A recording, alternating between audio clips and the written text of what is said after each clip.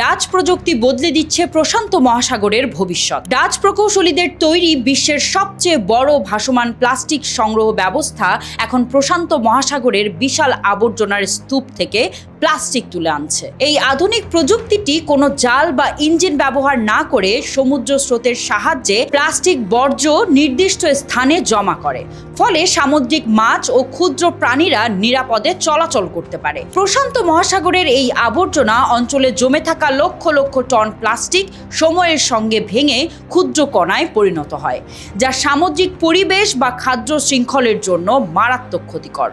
বড় আকারের প্লাস্টিক সরিয়ে ফেলার মাধ্যমে এই ক্ষতি কমানো সম্ভব হচ্ছে। বিশেষজ্ঞদের মতে প্লাস্টিক উৎপাদন কমানোর পাশাপাশি এই ধরনের বড় পরিসরের পরিষ্কার কার্যক্রম সমুদ্রের স্বাভাবিক পরিবেশ পুনরুদ্ধারে গুরুত্বপূর্ণ ভূমিকা রাখছে। এমন আরো সায়েন্স ফ্যাক্টস জানতে পেজটি like, share, comment and follow করতে ভুলবেন না।